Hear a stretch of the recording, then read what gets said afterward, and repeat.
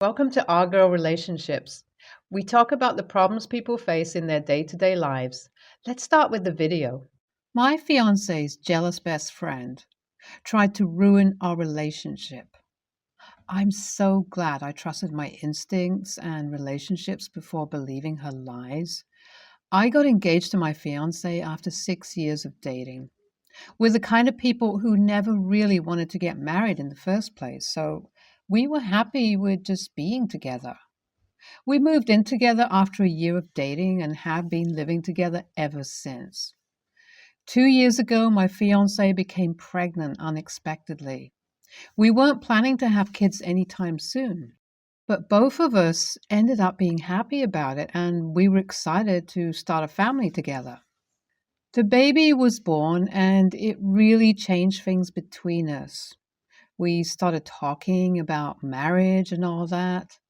Neither of us wanted a huge wedding, but I proposed to her in our living room and we started to talk about going to the courthouse for a small ceremony, followed by a dinner with our parents, siblings, and best friends. Our baby boy is the most wonderful child, and we were just a really happy family together. Oh, I guess I should say that our baby has Down syndrome. This doesn't change anything, but it's important to the story, so I'm just mentioning it. We set a date for the wedding on a long weekend so everyone could make it. But just 5 days before the wedding, I got a text from my fiance's best friend, Chrissy, saying that there was something important she needed to tell me. She told me not to say anything to my fiance.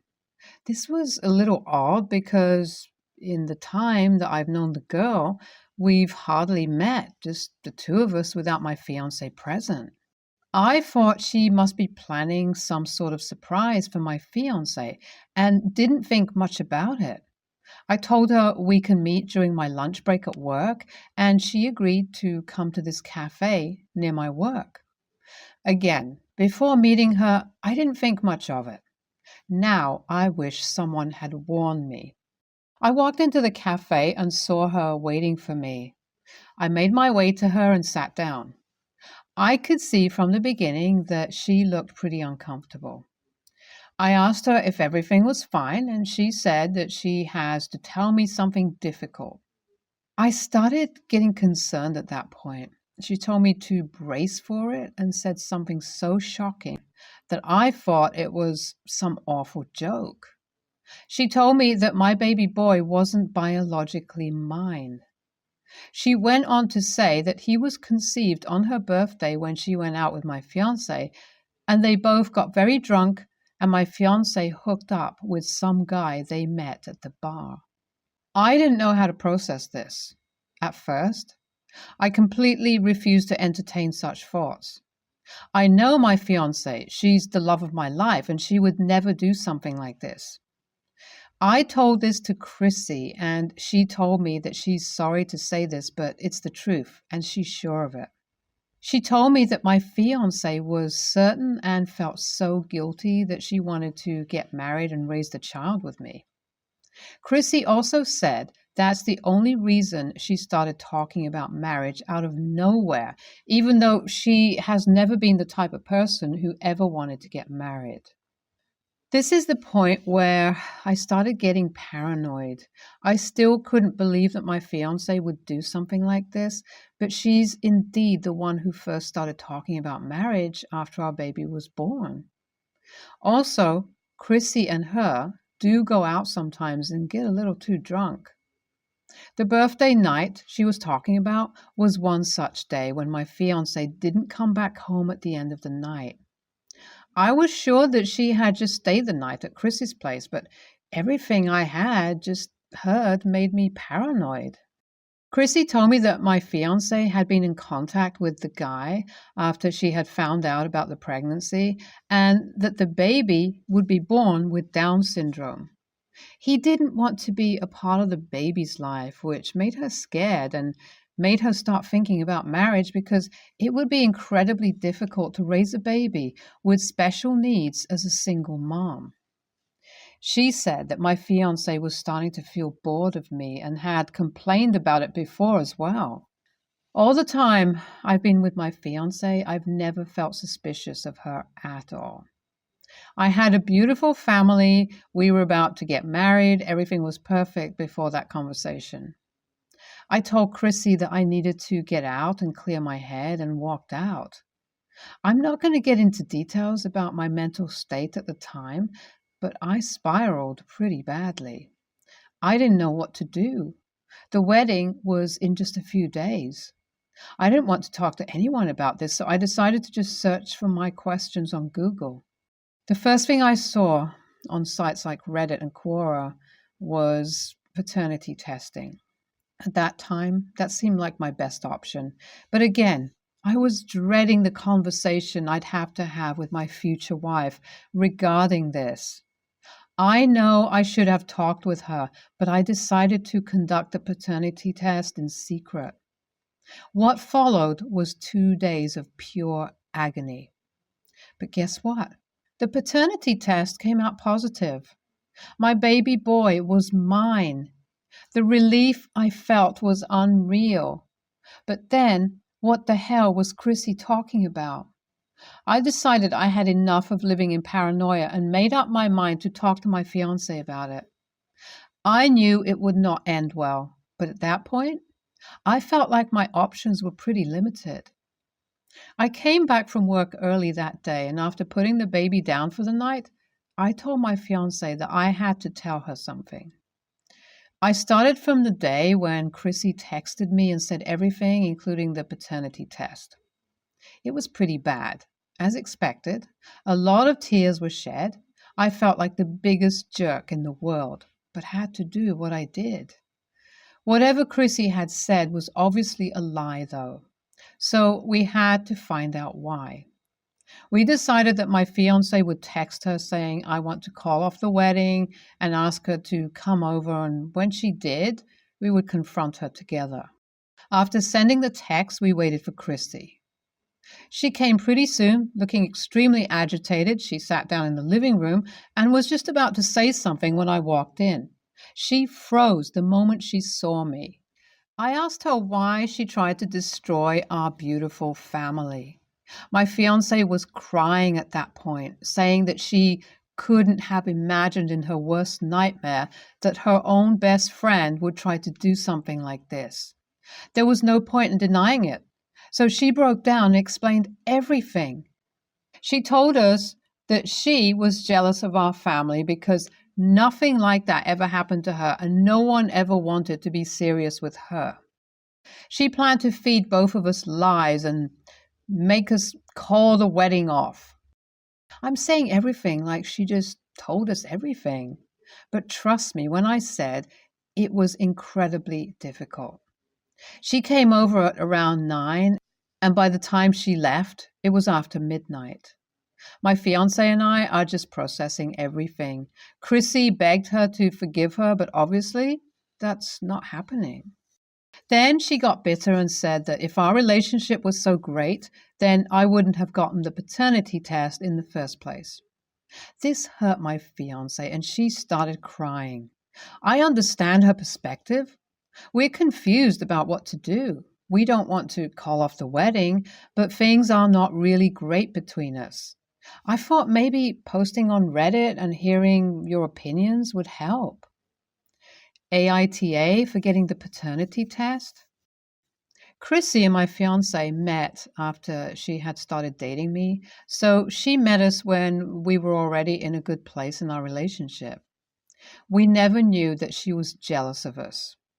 I've talked to my fiance, and apparently she had mentioned a few times how nice it is to see our family and that she wished to have something like that for her own. But my fiance didn't think anything of it. We have cut all contact with her. I mean, it has just been a day, but that's how we want to proceed. The worst part, that woman is the godmother of our child. It's just so sad. The wedding is just a day away and we still don't know what to do. Both of us still love each other, and we've just decided that we'll wake up in the morning and then decide what to do and tell our friends and family. If we do go forward with the wedding, we'll have to explain Chrissy's absence as well, which is just going to be unpleasant. We decided to go forward with the wedding. I'm a married man now, Reddit. I mean, it was hardly a wedding in the first place. We just signed the papers and it was done. That morning, we woke up, looked at each other, and just knew that we want to spend our lives together. I apologized to my wife. Feels so great to say wife. Again for the paternity test and doubting her even for a second. Told her I love her, and she said that even though she's hurt, she still loves me and believes that we can move past this. We decided to cancel the small dinner party, though, because we just didn't have it in us to explain to everyone about Christy. We called our parents and friends and told them we'll make up for it real soon, and everyone was understanding. The wedding was a week ago, and we've planned to have a nice dinner tomorrow evening with our loved ones. We've been working on communicating better and building trust, and might even see a couples therapist. Our son just makes everything easier.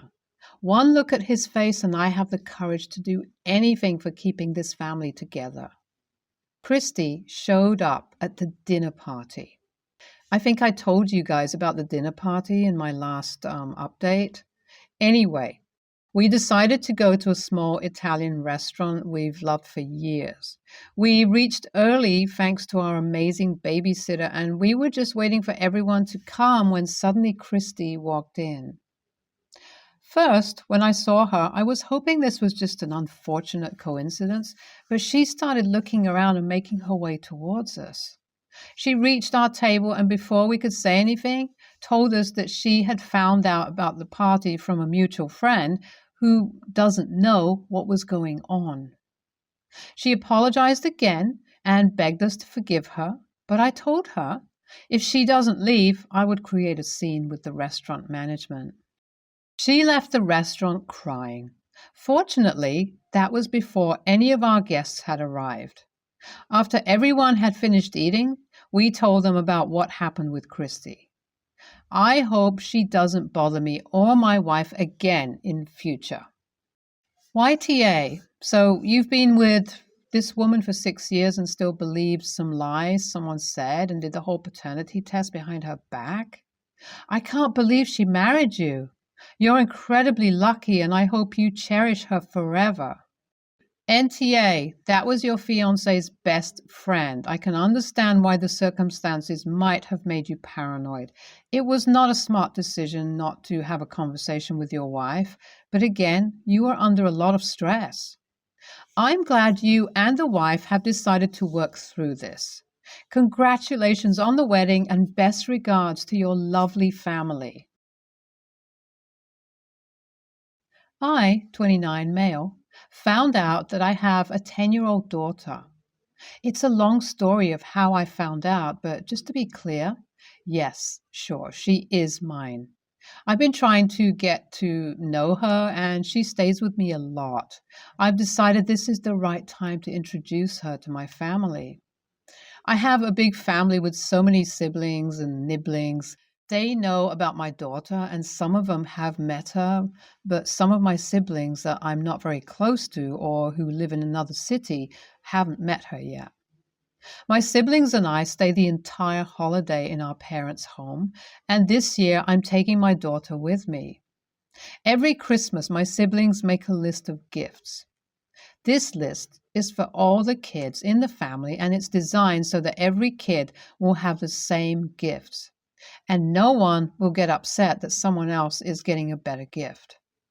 It's also designed so that all my siblings, even the ones who don't have good jobs, can afford it.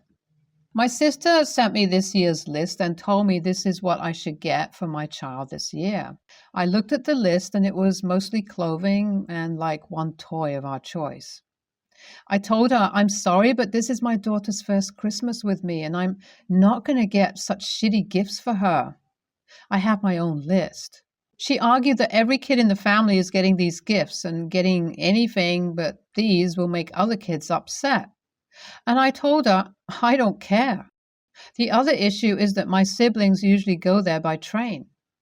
I used to go with them, but it's a very long way and tiring. So I told her that this year I'll get plane tickets for me and kiddo, which made her madder, and she called me an a-hole. She has told all my siblings, and most of them are calling me an a-hole for not thinking about how their children will feel if I do this. Only two of my siblings are on my side, and the rest think I'm an a-hole. After reading the comments and thinking about it more, I decided not to go there for Christmas. I want to give her the best Christmas possible, and I can't do that if I'm focused on how everyone else is going to feel about it. We'll go there for a day or two so that she can meet the family, though. She actually looked relieved when I told her, LOL. I guess she was nervous about spending so much time with people who are basically strangers to her. I'll talk to her mom and see if we can give her a Christmas with both her parents instead. NTA, but you and your daughter have a separate Christmas gathering at your home, and explain the other situation is a family gathering with rules so no children will get upset. She is 10 and should be old enough to understand. The plane will give you more time alone with her, so your travel plans should not be an issue. YTA if you stay the course. You aren't doing your daughter any favors with your extended family and especially her new cousins by giving her preferential treatment. They are going to resent her if she suddenly becomes the long-lost golden child who gets her own special and better gifts. Don't put her in this position. It isn't fair. Instead, have your own private Christmas celebration, just the two of you, either before or after the big family get-together. Don't make it just about gifts, though. I don't remember many of the specific gifts I've gotten over the years, but I remember all of my family's Christmas Eve traditions, singing Christmas carols, reading our old pop-up book of the night before Christmas, preparing a plate of cookies and carrots for Santa and his reindeer. Make memories together that can become traditions over time, and respect your family's long-standing traditions in the process. My older brother is somewhat useless, but my parents love him. He mooches off everyone. My dad retired a few years ago and can no longer afford to support my brother and his stupidity. So over the last 5 years, I have lent my brother about $10,000, and he has paid back roughly $600. Well, he is getting married and he needs money for a honeymoon, like $2,000, which I can afford, but I don't really feel like lending him money. I know I won't get back. I said no. He kept calling me and texting me saying that his fiancée deserves a good honeymoon and that I should help him out. I point out that my parents paid for his degree and I had to go into debt to get mine because they had nothing left for me after he took 6 years to graduate, and that he still owes me $9,400. Finally, he gets my parents to call me and ask for the money. LOL. I'm already LC with them. They owe me money too. They start trying to guilt me that I'm his little sister and I should love him enough to help, blah, blah, blah. After about a week of this crap, I lost it.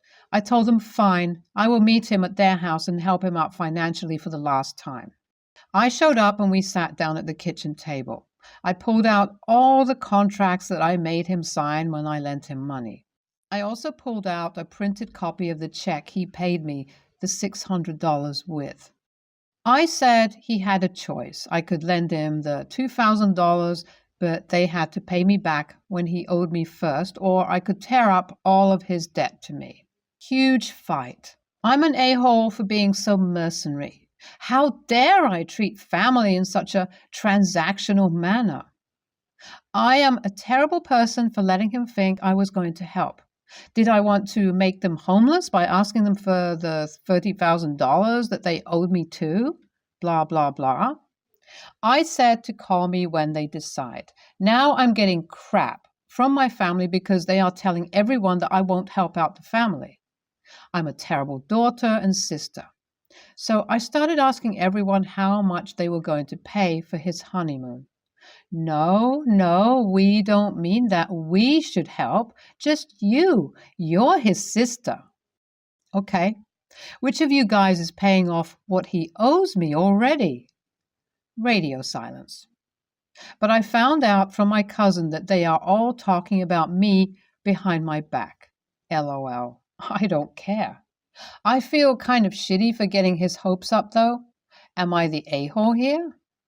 He didn't pick, so he still owes me money. I have signed loan agreements with all of them. So God forbid my parents die.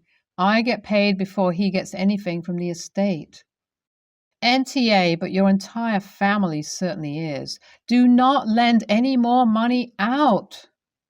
I could care less if your brother's fiancée deserves a nice honeymoon. That's his problem. And if she doesn't like it, well, that's too damn bad.